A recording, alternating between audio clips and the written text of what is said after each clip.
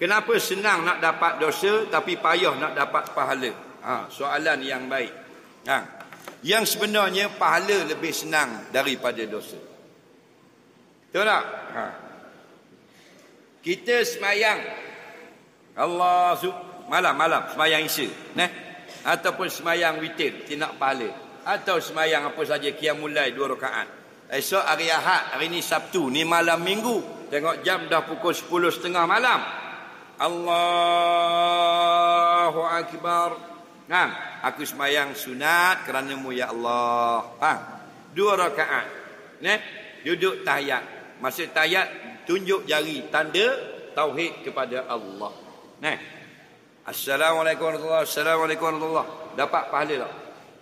Pahalanya sepenuh bumi. 2 rakaat. Belum niat witir, belum tahajud. 2 rakaat sunat biasa. Senang atau payah? Senang. Tapi kalau mu nak dosa, payah. Kena ambil Grab, nak pergi disko. Kena start kereta, nak pergi disko. Jalan Piramli, Jalan Dangwangi, Jalan Sultan Smail, Jalan Bukit Bintang. Betul tak? Awet kena cari pula. Disko seorang, bodoh lah pun. Kena ada pasangan yang haram. Mana senang? 2 rakaat tadi dengan pergi disko. Faham lagi?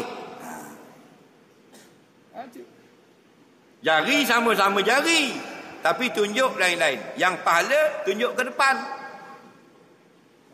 Yang dosa tunjuk langit. Duk.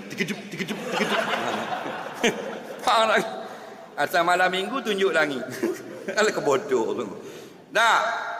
Kita nak pahala mudah saja. Ambil air depan malaman dalam rumah kita, buat gini, minum. Bismillahirrahmanirrahim.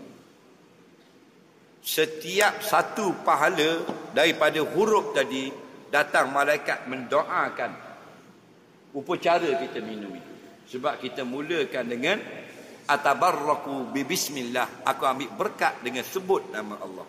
Tapi kita nak dapat dosa payah. Kena start motor, kena start kereta, kena pergi cari tempat minum arak. Baru ada BSOP, Heineken, San Miguel. Nampak tak jenis tak unggal kenasan dan sebenarnya. Baru ada. Sebenarnya pahala senang, dosa tu payah. Akhirat senang, dunia tu payah.